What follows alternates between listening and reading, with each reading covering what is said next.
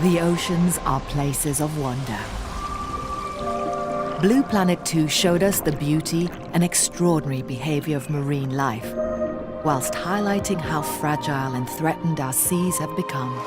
Now, as Blue Planet Live carries out a health check on the world's oceans, we are staying closer to home. Our British seas are rich, varied, and key to our island heritage. But how are our lifestyles affecting them? We'll meet the unsung heroes dedicated to protecting our waters and the wildlife that relies on them. If we don't look after nature, nobody else will. And celebrate the scientists striving for solutions to the challenges. Whoa. Plus, we'll meet the crabs with a flair for style. They're dressing up in seaweed as a means of camouflaging themselves. And delve into our very own deep-sea coral reefs. This is the most important deep-sea coral, I think, in the whole world. And this is just off Scotland. So dip into our UK waters and see them like you've never seen them before. Welcome to Blue Planet UK.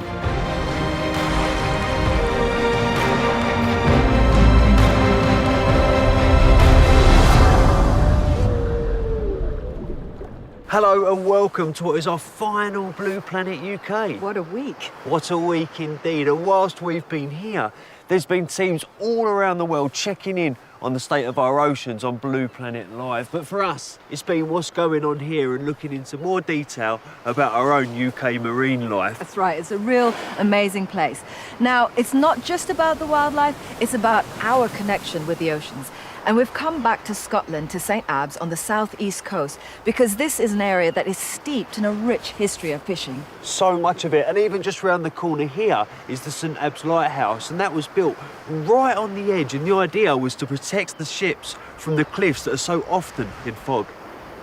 Nowadays, these lighthouses are automated, but back in the day, the lighthouse keepers had this really privileged access, this special connection with the oceans, as we'll find out later. I was a lighthouse keeper from 1976 till 1992. You see things that other people don't see. A wonderful feeling to be associated with the sea like that.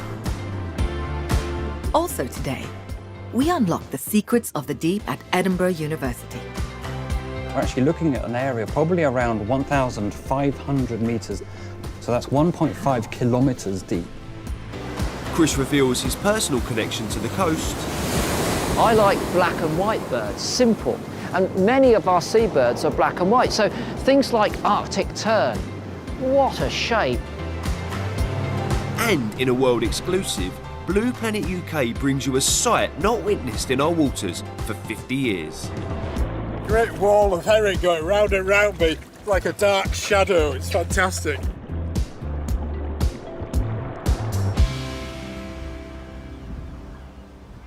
St. Abbs is famed for its clear waters and great visibility. And one of the creatures that you might come across in the shallows around here is the snake pipefish. Now, these fish aren't great swimmers, but they can swim forwards and backwards, which is quite a neat trick. Now, the numbers have been booming in recent years, which sounds like good news, but it has implications for the seabird colonies. You see, snake pipefish have rigid, bony structures, and it makes it difficult for young seabirds to swallow them, so they're not always the perfect food. Now, pipefish are related to another creature that people believe have almost mythical qualities, and Blue Planet UK went down to Devon to meet a man who's dedicated his life to them.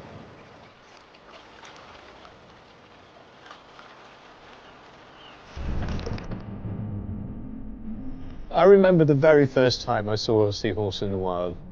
Absolutely amazing. I mean, they are one of these creatures that defies all the rules and regulations. They're supposed to be a fish, well, they are actually a true fish, but they have everything that is non-fish-like.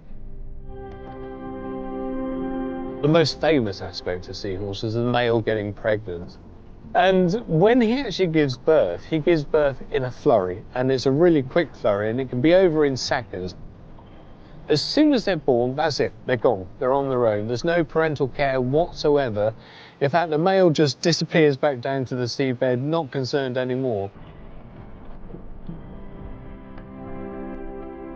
People come up to me and they say, we don't have seahorses here, do we? They're a tropical fish, aren't they? They can't live here. And I say no. There are more seahorses living in cold water than there are in tropical waters.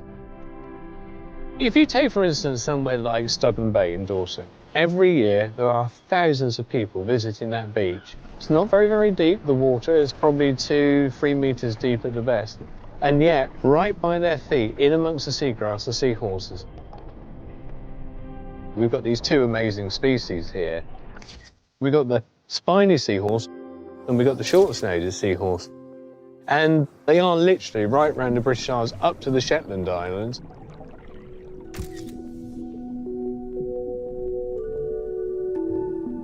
Seahorses have this very, very unique fingerprint on either side of the head, so we can identify individual seahorses from dots and lines all over their heads. Having seen so many in the wild now, I truly believe each individual seahorse has its own personality. Not maybe the way humans have, but some of them are really bold. They'll sit there and they'll say, "Who are you?" sort of thing. And other ones shy down. You've got to be really careful with them. They have this ability to change colour, very much like cuttlefish. If they're stressed, they go really dark colour, really black or whatever. If they're courting, they can go white, they can go light colours, they can go yellow. So the colour depends on the mood that they're actually in. Their eyesight is amazing. They can see in full colour, just as well as you and I can. It's no coincidence that seahorses are found on so many coats of arms and emblems, because they are this mystical sort of looking creature. In Chinese language, seahorse actually means dragon's child, so they have this lovely sort of connection to dragons even in Chinese language. They are a passion purely because they're so unusual. We think we know everything about them, but we don't. We've literally just scratched the surface about seahorses. It would get boring if we knew all the answers about them, but we don't.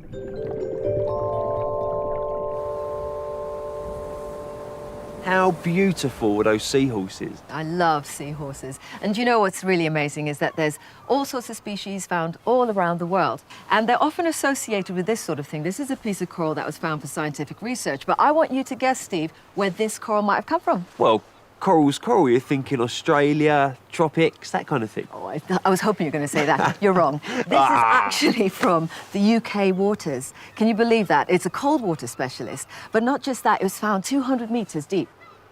And this species of coral will create habitat for loads and loads of other species. And to find out more about them, I went to Edinburgh University to meet the team who are unlocking the secrets of the deep.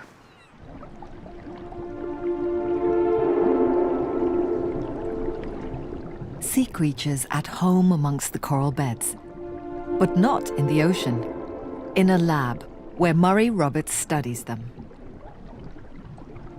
Many of the specimens under investigation here were gathered on an expedition of deep waters off the west coast of Scotland, exploring life at depths of up to 1.5 kilometers. The team use a remotely operated vehicle, or ROV, fitted with robotic arms to collect their finds. And Murray has hours of fascinating footage. So you're about to launch it, is that right? It's being launched at the moment. You'll see the splashdown just in a second. There we go. That's it, underwater. And this is the start of its journey now down to the deep water coral habitats that are hundreds of meters beneath the ship. And the really exciting bit is that we'll see things on the seafloor that have never been seen before. Absolutely nobody's laid eyes on it. No one's ever seen these deep sea areas before. So this is almost like exploring outer space, but this is our planet. This is our planet, and this is just off our backyard. This is the deep sea off Scotland. Touchdown. This is touchdown, and we've landed right onto one of these deep water coral reefs. So what you can see is a whole colony of deep water coral. It looks like a tropical coral reef. Yeah. This is Lophelia, is it? This is Lophelia. This is the coral that makes all the big reef structures in the North Atlantic. So you can see that same really complicated skeleton that makes up the coral, and that's the structure that all these other species use as a home. That is a mind-blowingly huge structure that, I mean, it is actually genuinely quite exciting to see this species in its natural habitat. This is the most important deep sea coral, I think, in the whole world. Really? And look at it. We normally associate coral with like tropical reefs, needing lots of sunlight. How on earth is this species surviving down there? There'll be no light at all. There's no light, but if you look really closely, you can see tiny little particles that are flowing past the corals. The corals grow into the water currents, and they feed from the food in the water currents. They feed from tiny plankton, minute shrimp, little plant cells called phytoplankton that are moving past these corals. You can really see it's like a thick soup of nutrients, I suppose, just all flowing past the coral exactly structure. The coral itself is also creating habitat, presumably, for all kinds of species. Yes, the skeletons the corals grow, when they die off, quite naturally, they remain intact. And it's that structure that's a city beneath the sea for the other animals to latch onto and find a place to live. From the footage alone, it's hard to get a sense of scale. But Murray has a specimen picked from the seabed, which really puts things into perspective. Let me just get the lid off here and show you this. That is smelly, but my goodness me. Look at this. This is the deep sea red crab, very abundant in the North Atlantic. Look at the size of this. I'm going to put it back because we need to keep it in the preservative, which doesn't smell too great. And yeah, that is pretty powerful. Do you know what really strikes me about that is I would normally think something that lives in the deep sea, something that lives in the dark and cold water would grow very slowly, and getting to that size would be quite an achievement. This is one of the surprises. The deep oceans of the world are actually quite productive because they're tightly coupled to the surface ocean. And the surface ocean in the North Atlantic, where that plankton is growing, is very, very dynamic. That food is focused down in these coral areas really quickly.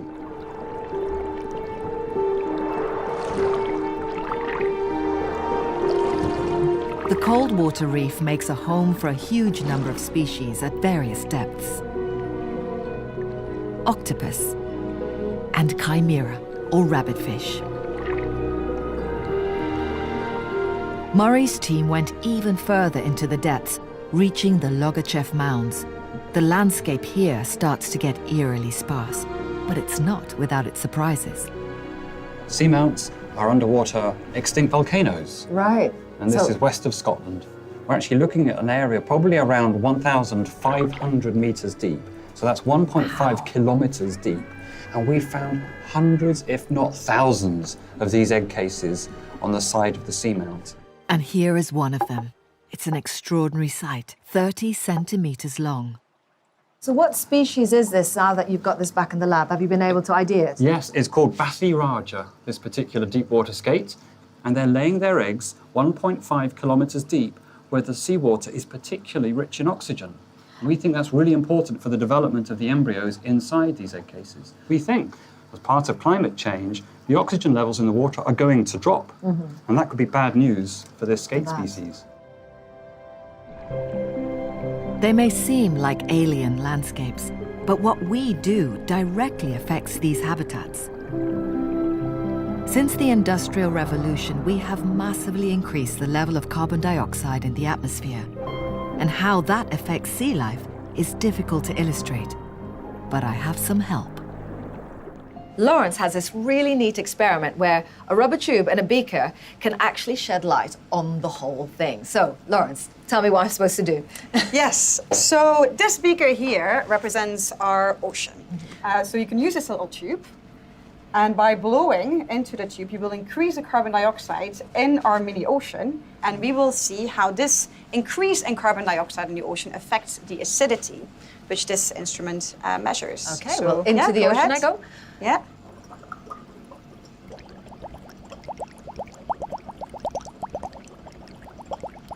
This number is going down, which means that the acidity is increasing. Gosh, that's happening very quickly. Yes, isn't it? and so this has very important implications for cold water corals because they are made out of limestone. And this limestone would then dissolve, which could have major implications for the animals that use these corals as a habitat.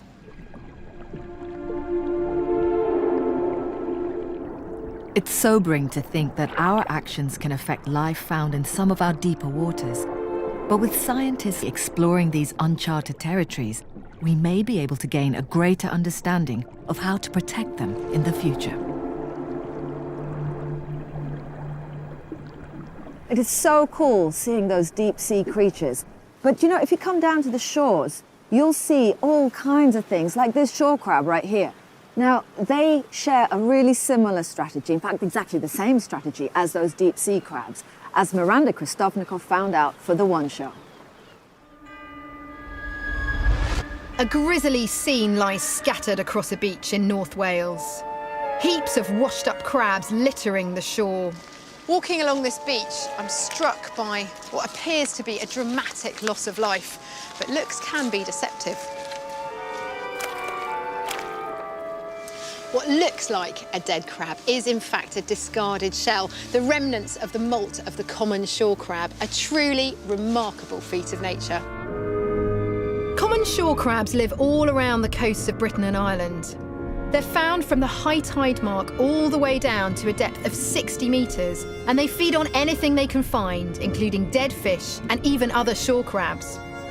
They're clearly a very successful species, but their design has a flaw which makes molting a necessity, as crab expert Professor Simon Webster explains. They don't grow in a linear fashion as we do because they have this hard shell, an exoskeleton, so their growth is intermittent. So their skeleton's on the outside, not on the... Yes, it is on the outside, and so every year they have to shed this and then expand to their final size. So it's like if I was a child and I was wearing clothes that were too small for me, I literally couldn't grow until I sort of got rid of them and then got a new set. Absolutely, it's a perfect analogy. Every part of the crab's body is encased in the hard skeleton, including the delicate and complicated mouth parts, the stalks of the eyes, and the antennae, which the crab uses to smell in the water. Even these small and delicate structures must be removed from the rigid exoskeleton during molting, and Simon's been studying how that happens in his lab at Bangor University. So talk me through this incredibly complicated process. The whole process is triggered by a series of hormones. There are two phases. The first phase we call the passive phase. Here we have one that's begun to crack its shell open. It's decalcified its shell, and you can see here this line. It's called the epimeral line, and this is an area of much thinner shell. And this is like a sort of perforated seam? Yes, exactly. Yes. Right, and it's going to expand underneath that, and that's going to open up. And then what happens after that breaks? Then the crab undergoes a period of what we call passive ecdysis, or molting. Here is one which is now taking on a little bit of water. OK. And it's beginning to open up.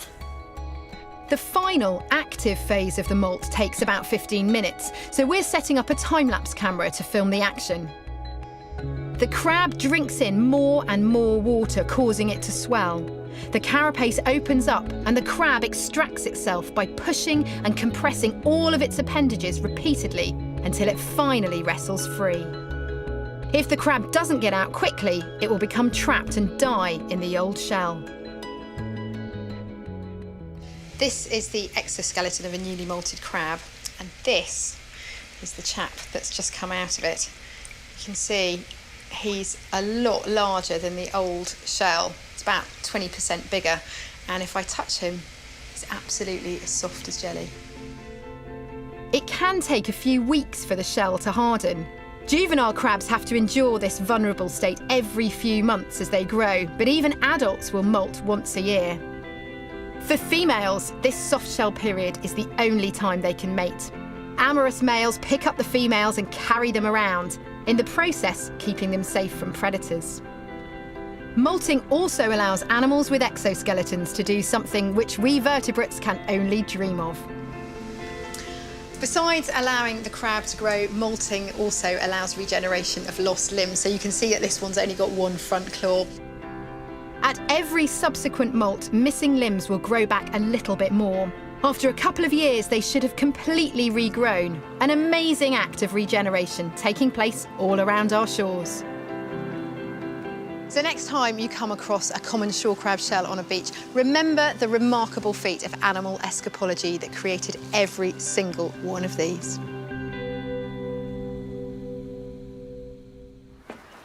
Crabs are cool. And what makes them even cooler is that each and every one behaves slightly differently. And I'm here at St. Abbs Marine Station to find out a little bit more about crab personality.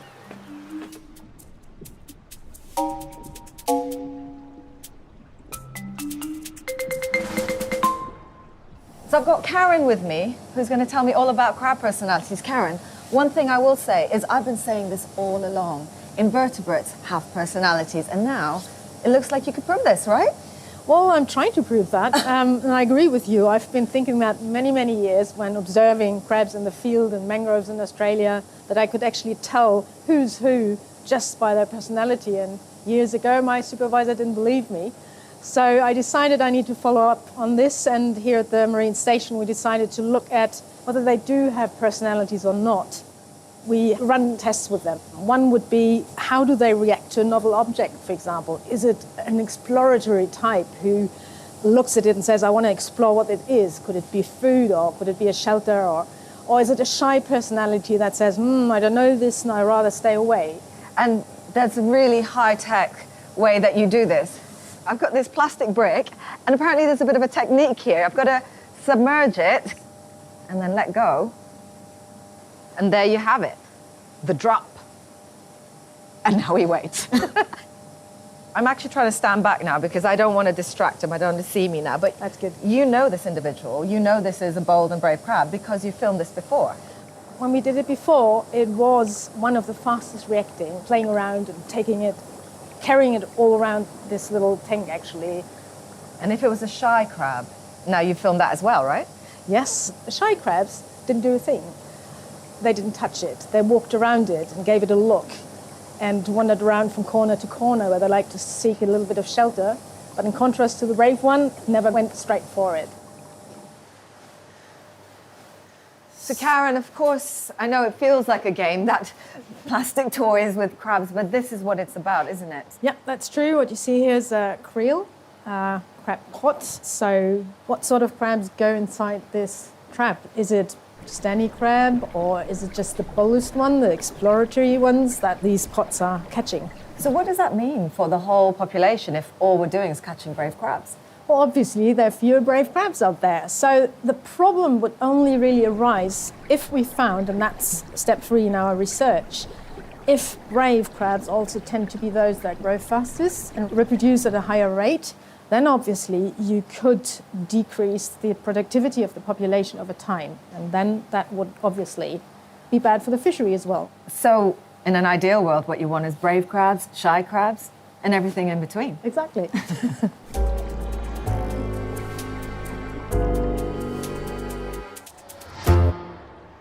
It's clear that British waters have an awful lot to offer in terms of wildlife, but we need to be mindful of that balance with human activities. Exactly.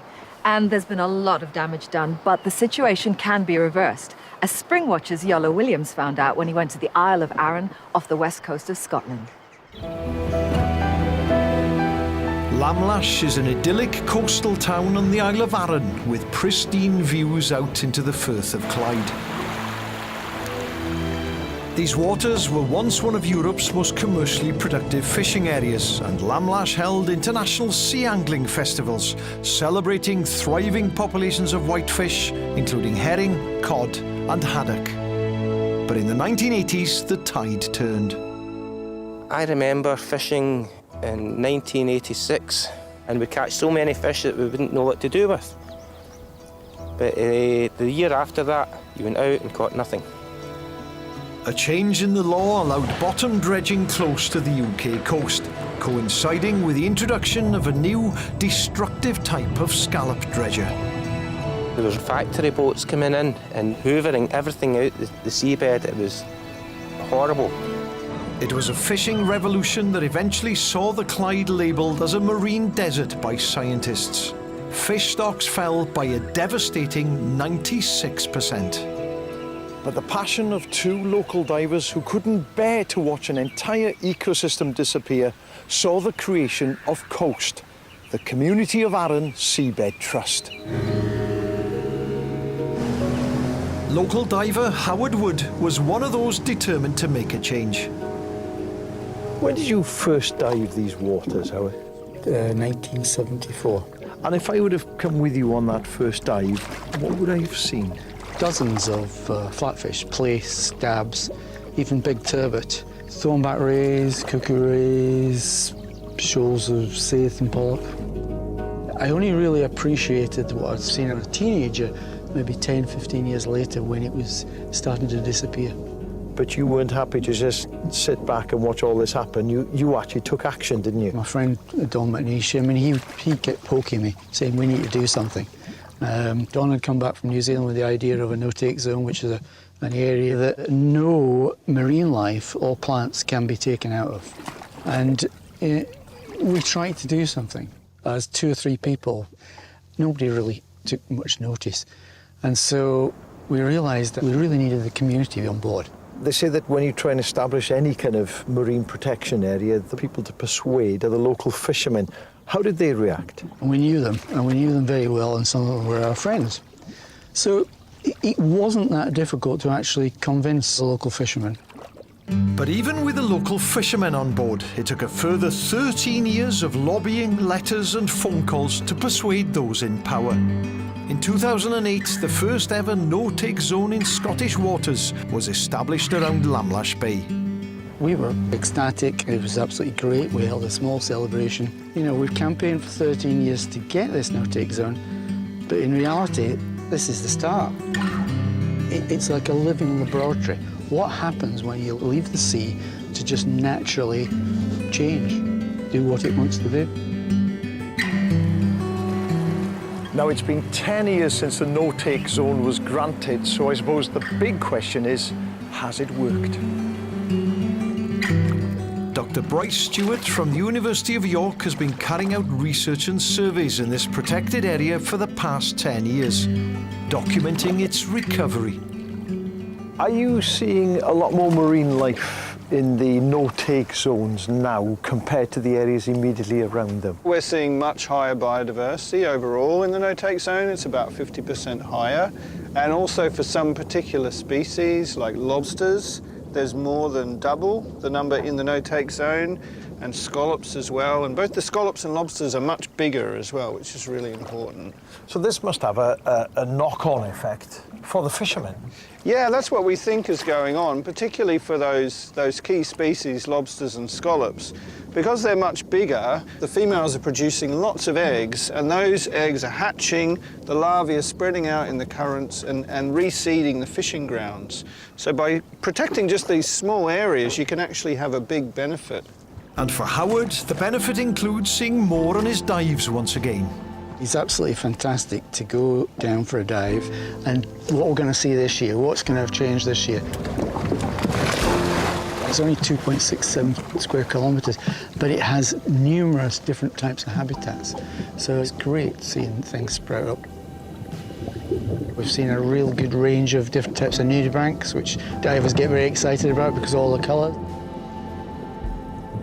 Last Monday, I had a great experience with a Pluriblanctus, which is also commonly known as the Highland Dancer, and some fantastic octopus in amongst the bright pink live mole. It's such a joy to see.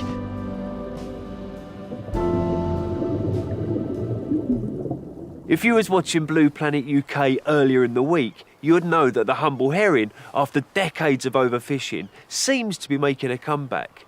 Last year, fishermen in Gairloch noticed that they were coming back to spawn, and it appears that this year numbers are even higher. It was too exciting a challenge to turn down, so we sent underwater cameraman Andy Jackson to see if he could capture the herring on the seabed, or even better, spawning. The west coast of Scotland has some of our most fertile waters, and the fishing village of Gairloch lies at its heart.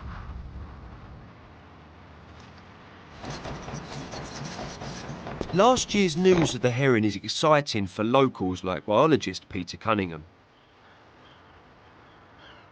This winter, he's been keeping an eye out for the species, and he's heard that fishermen have spotted signs of their return to the area. Cameraman Andy Jackson went out on a mission with Peter to try and track the herring down. I've never filmed a shoal of herring before, and nor has anyone else in the UK. It's 50 odd years since they were around.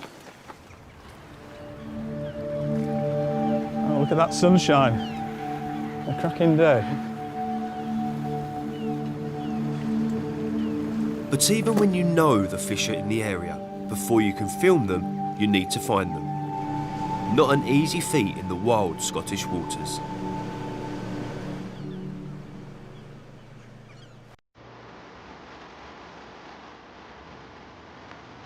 Well, quite surprising. No fish, so the fish must have scattered. Day 2 and it's flat carp. Perfect.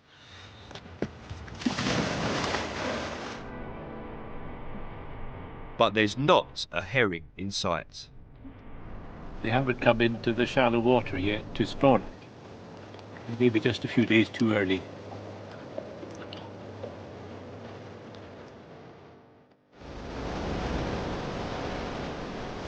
It's day 4 and the forecast was absolutely bang on.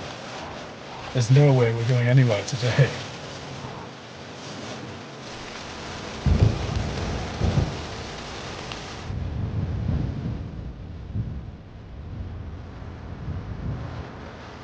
Finally, the skies are clear.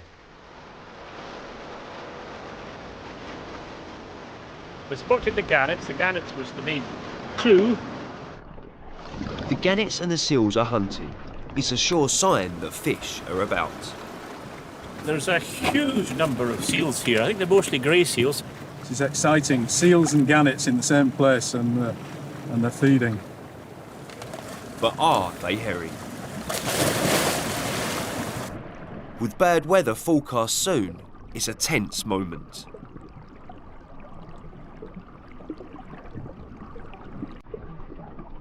Out of the murk, there is a glimmer.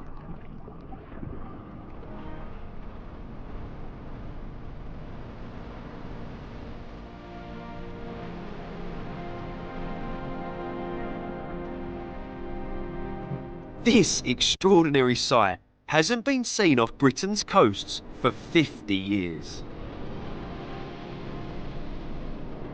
It's surrounded by herring. Great wall of herring going round and round me, like a dark shadow. It's fantastic. Whoa.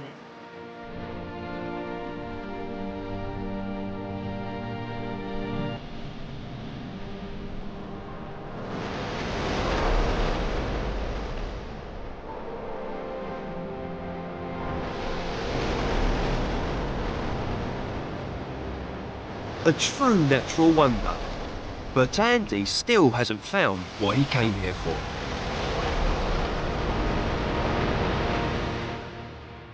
Will he see the herring spawn? Over the next couple of weeks, Andy stayed on. He was determined to capture that sequence he was really after, and this is what he got.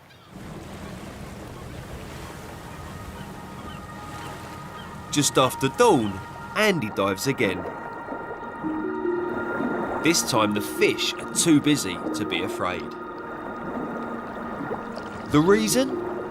The water is murky with the magical sight of herring eggs, which settle on the seabed. In a few weeks, millions of embryos will be visible. No one has ever filmed herring breeding here before. These pictures are unique.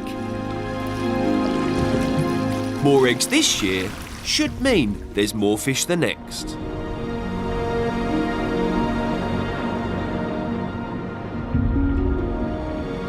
The future looks bright for the herring.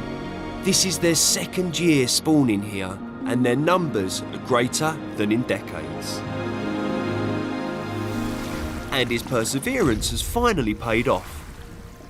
He's almost lost for words. It's all a bit much at the moment. I can't take it all in. It's just so fresh.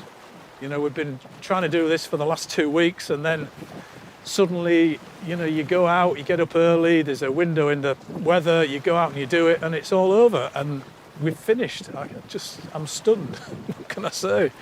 Stunned. What a beautiful sight. Now, behind me is St. Abbs Lighthouse. And if there was one historic job that meant you got to see everything that went on out at sea, whether it was whales breaching or a fishing fleet, it was that of a lighthouse keeper. Nowadays, of course, lighthouses are all automated. The one behind me, the lighthouse keeper, left in 1993. And that's just a year before one of Scotland's most remote lighthouses was automated. My name is Ian Duff. I was the lighthouse keeper from 1976 till 1992.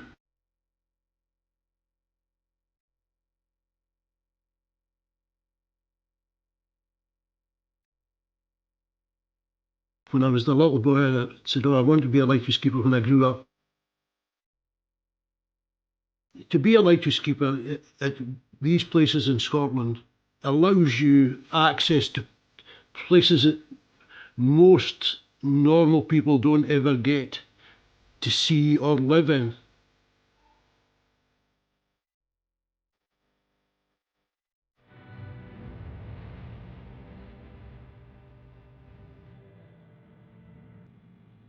You see things that other people don't see. The puffins would walk into the lighthouse accommodation.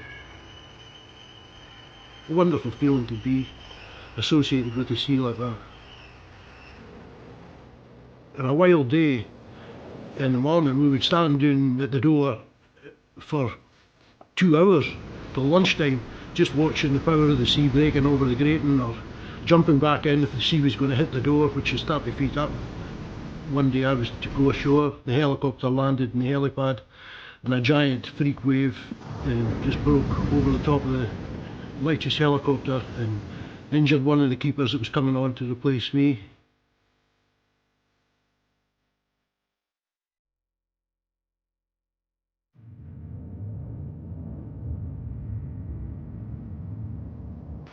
I mean, all the time I was at Dunkesby, you could see year on year out more plastic fish boxes and other bits of plastic and washed in. I even collected a plastic milk bottle and I took it home because it had a lighthouse on it and it came from Norway, funnily enough. When I was at Pladda, they were still hunting for sharks at that particular time, and one day we saw, when we looked through the binoculars, they had a shark on deck of the boat and they were cutting up. Hopefully never see anything like that anymore. Quite often seen basking sharks at Highscore, and it's a nice place to view them at Highscore because the water, the sea at Highscore used to be a different colour from the sea at Skerryvore. It used to be a lovely aquamarine sort of green. I do miss being a lighthouse keeper. I think it was a great honour to be at these lighthouses when they were manned. And I just loved waking up on a summer's morning or being on watch on a summer's morning at a place like Skerryvore and seeing all the seals lying in the rock and at peace with the world. And then, of course, in the winter time when the sea breaking up over the tower door, you stand in awe-inspiring, watching the waves breaking past you.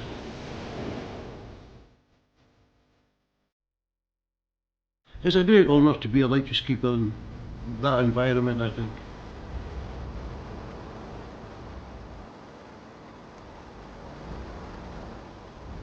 What a beautiful film, and you have all been sending us beautiful pictures as well from across the country, right around our coastlines.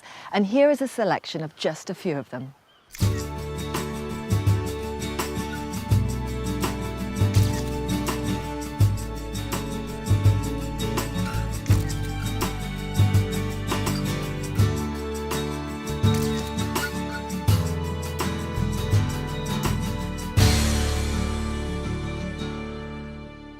Someone who's checking up on the health of the world's oceans is Chris Packham. He's in Mexico right now, but his heart is always at home. And before he left, he explained why he champions the British seas.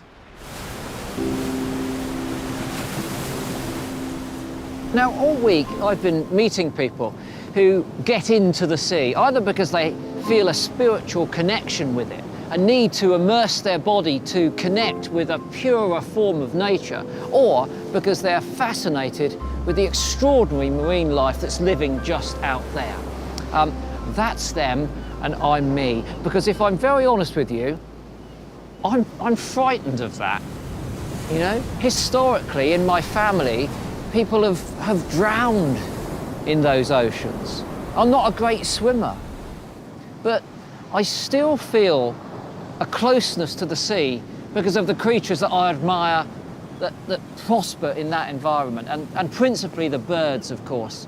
Now, when it comes to birds, all birds are equal, but some are more equal than others. And the ones that, for me, are the better ones are the ones which are simplest in their form. So I'm not a kingfisher man, I'm not a puffin bloke, all that colour, all of that mess, no. I like black and white birds, simple. And many of our seabirds are black and white. So things like Arctic tern, what a shape.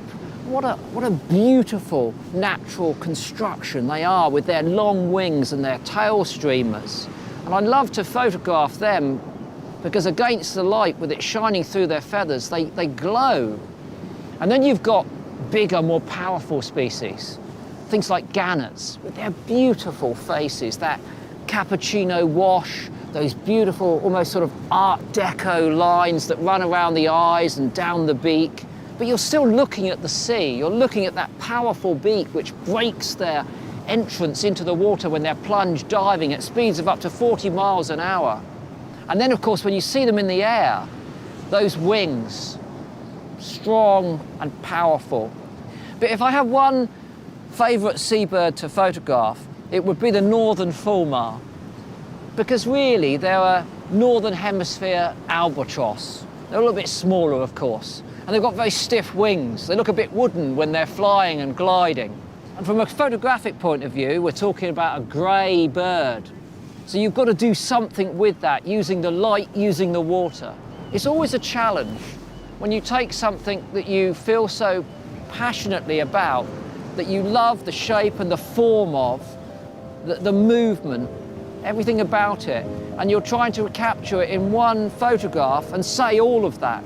That's why photography is so difficult, and particularly when you're working with these sorts of elements.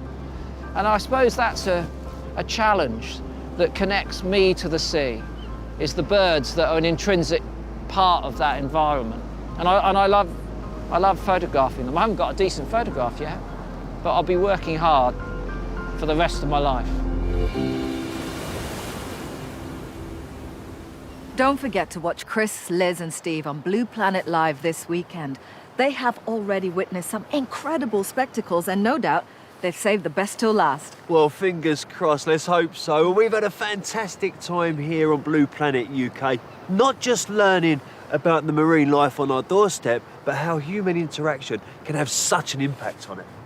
Well, all that's left to do is to say a huge thank you to everyone that's taken part in the series, and we're going to leave you with the highlights. Bye-bye.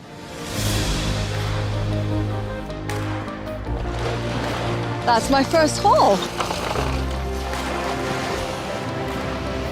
My goodness me.